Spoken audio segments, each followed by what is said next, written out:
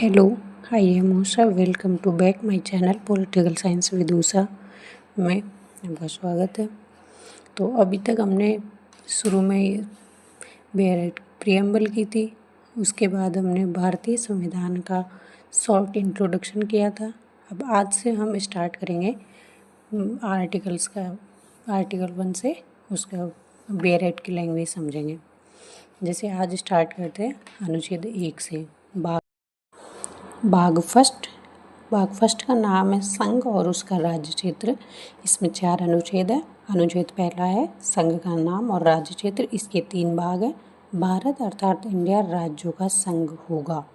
इसके 2 तात्पर्य, एक तो कि भारत का मतलब देश का नाम भारत और इंडिया दोनों है और यह राज्यों का संघ है।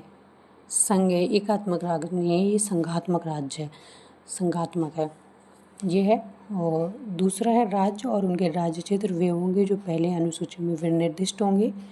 इसमें राज्य और संघ राज्य क्षेत्र दोनों आएंगे। भारत के राज्य क्षेत्र में राज्यों के राज्य क्षेत्र, भारत के संघ राज्यों के राज्य क्षेत्र, पहली अनुसूची में विनिर्दिष्ट संघ राज्य क्षेत्र और ऐसे अन्य राज्य क्षेत्र जो अर्जित किए जाएं समाविष्ट होंगे। इससे संबंधित ये वाद हैं। पहला वाद है स्टेट ऑफ वेस्ट बंगाल बनाम committee for protection of democratic rights, जो 2010 में हुआ। इसमें सुप्रीम कोर्ट ने कहा कि अनुच्छेद 1 उपबंध करता है कि भारत राज्यों का एक संघ है जो राज्यों के फेडरेशन को तात्पर्य करता है। 2010 में इसमें कहा था, लेकिन अपने इसमें तो मतलब संघ के लिए फेडरेशन शब्द का उल्लेख नहीं है, ना यूनियन शब्द है, ना कि फेडरेशन शब्द है। दूसरा वादा रुमानुद्दीन बनाम मध्य प्रदेश राज्य, जो 2020 में हुआ। इसमें सुप्रीम कोर्ट ने कहा कि संविधान के निर्वचन करना न्यायालय का कर्तव्य है, यानी संविधान की इंटरप्रिटेशन व्याख्या न्यायालय का कर्तव्य है। सुप्रीम कोर्ट, हाई कोर्ट इसकी संविधान की व्याख्या इंटरप्रिटेशन कर सकते हैं। ये है। फिर दूसरा यही है। तीसरा रुमानुद्दीन वाद है 2020 का, संविधान का प्रयोजन। इसमें संविधान का उद्देश्य है, प्रयोजन क्या है। सुप्रीम कोर्ट ने कहा कि संविधान भविष्य की परिवर्तित स्थितियों की आवश्यकताओं को पूरा करने के लिए तात्पर्यहित है। संवैधानिक न्याय निर्णय अर्थात निर्णय निर्माण की तरह नहीं है। प्रत्येक व्यापक संवैधानिक मामले का नैतिक स्वरूप होता है। संविधान सामान्यताओं और निर्वचन के सद्भाव पर कार्य करता है। ये संविधान का प्रयोजन बताया इस केस में, रुमानुद्दीन वाद में। चौथा है भी यही रुमानुद्दीन वाद 2020 का, विधायिका के आशय का निर्धारण, मतलब लेजिस्लेचर का क्या आशय। संविधान के किसी प्रावधान को अधिनियमित करने के पीछे विधायिका के आशय को सदैव संविधान की उद्देशिका पर विचार करते हुए प्राप्त किया जाना है और प्रावधानों की संवैधानिकता के परीक्षण की जांच उस उद्देश्य का प्रयोग करते हुए की जानी है जो उद्देशिका में प्रकट किए गए हैं। मतलब जो प्रियम्बल से संबंधित हो उस तरीके से इसकी मतलब इसकी व्याख्या प्रियम्बल को भी ध्यान में रखते हुए की जाए। जो प्रियम्बल में जो हमारे न्याय, स्वतंत्रता, समानता, बंधुत्व और सामाजिक है, लोकतांत्रिक है, जो भी शब्द उसको ध्यान में रखते हुए की जाए। अनुच्छेद 2 है नए राज्यों का प्रवेश या स्थापना, जो संसद विधि द्वारा कर सकती है। संसद विधि द्वारा ऐसे निबंधनों पर और शर्तों पर जो वह ठीक समझे संघ में नए राज्यों का प्रवेश या उनकी स्थापना कर सकेगी।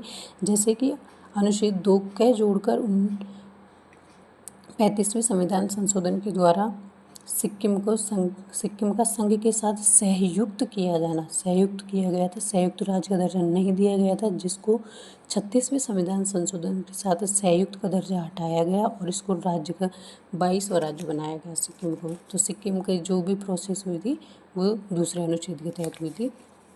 अब अनुच्छेद 3 नए राज्यों का निर्माण और वर्तमान राज्यों के क्षेत्रों, सीमाओं या नामों में परिवर्तन, जो संसद विधि द्वारा कर सकती है।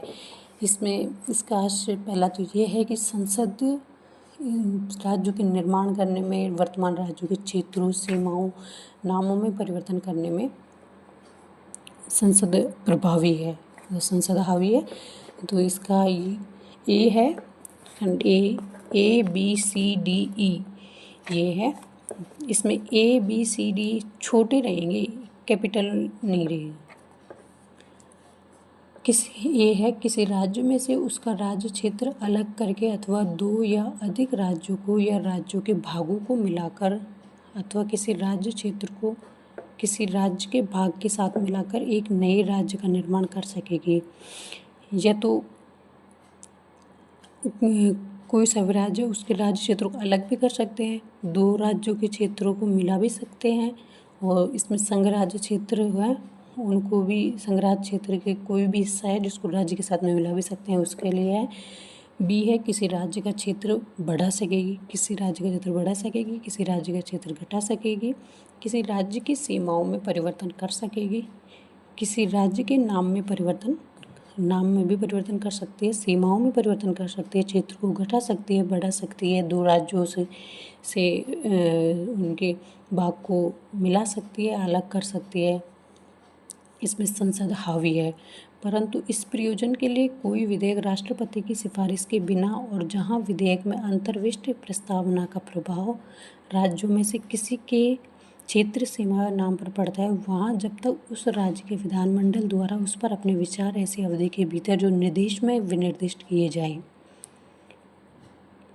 जाए या ऐसी अतिरिक्त अवधि के भीतर जो राष्ट्रपति द्वारा अनुज्ञात किए जाए प्रकट किए जाने के लिए वह विधेयक राष्ट्रपति द्वारा उसे निर्देशित नहीं कर दिया गया है और इस प्रकार विनिर्दिष्ट अनुज्ञात अवधि समाप्त नहीं हो गई है, संसद के किसी सदन में पुनर्स्थापित नहीं किया जाएगा।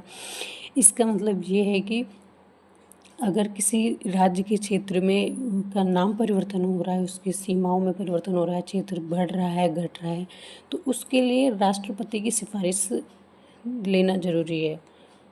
राष्ट्रपति की सिफारिश के बाद ही ये होगा। और इसमें 5वां संविधान संशोधन 1955 द्वारा इसमें संशोधन किया गया।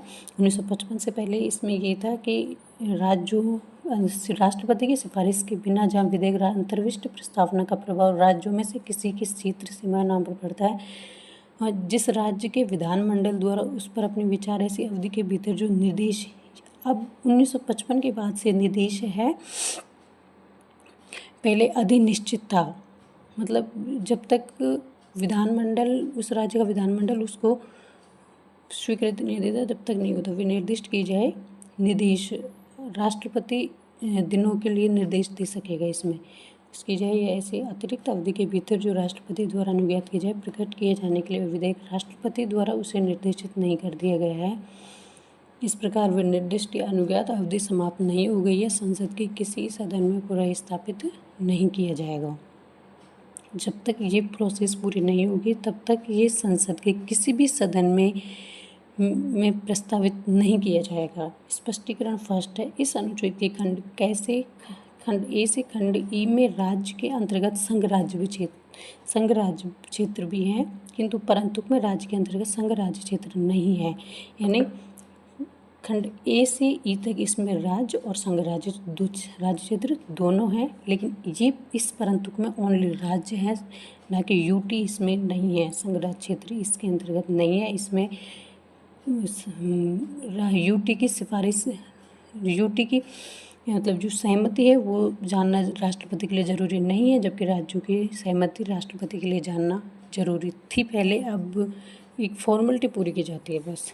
स्पष्टीकरण सेकंड, खंड के द्वारा संसद को प्रदत्त शक्ति के अंतर्गत किसी राज्य या संघ राज्य क्षेत्र के किसी भाग को किसी राज्य या संघ राज्य क्षेत्र के किसी भाग को किसी अन्य राज्य संघ राज्य क्षेत्र के साथ मिलाकर नए राज्य या संघ राज्य क्षेत्र का निर्माण करना है।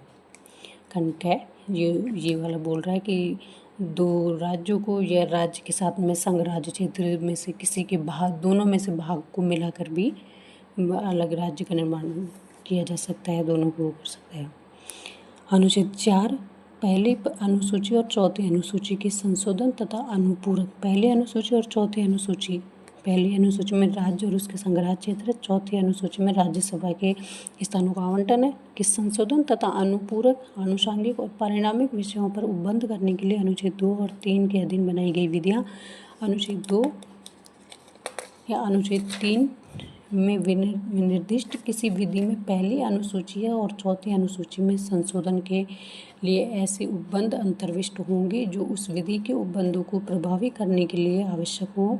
ऐसे अनुपूरक, आनुषंगिक और परिणामिक उपबंध भी हैं जिनके अंतर्गत ऐसी विधि से प्रभावित राज्य या राज्यों के संसद में और विधानमंडल या विधानमंडलों में प्रतिबंधित के बारे में उपबंध है अंतर्विष्ट हो सकेंगे, जिन्हें संसद आवश्यक समझे। पूर्वोक्त प्रकार की कोई विधि अनुच्छेद 368 के तहत अनुच्छेद 368 के प्रयोजनों के लिए इस संविधान का संशोधन नहीं समझी जाएगी। यानी अनुच्छेद 4 के तहत 4 ये कहता है कि अनुच्छेद 2 व अनुच्छेद 3 के तहत बनाई गई विधि साधारण विधि होगी। इसे अनुच्छेद 368 के तहत संविधान संशोधन में नहीं समझा जाएगा। अर्थात अनुच्छेद 2 व अनुच्छेद 3 को लागू करते वक्त अनुसूची 1 व 4 में जो परिवर्तन होते हैं वे संविधान संशोधन के अंतर्गत नहीं आते। अनुच्छेद 4 के तहत ये कार्य संसद साधारण बहुमत से कर सकती है। ये इससे संबंधित वाद है। मंगल सिंह बनाम यूनियन ऑफ इंडिया वाद 1967 का ये कहता है कि अनुपूरक, आनुषंगिक और परिणामिक प्रावधान बनाने की शक्ति संपूर्ण राज्यों में के किसी भी अंग को समाप्त करने के लिए संसद को समर्थवान नहीं बनाती है। ये जो शक्ति है वो। तो आज के लिए इतना ही, कल भाग 2 करेंगे। तो thank you and like and subscribe for more watching videos. Thank you.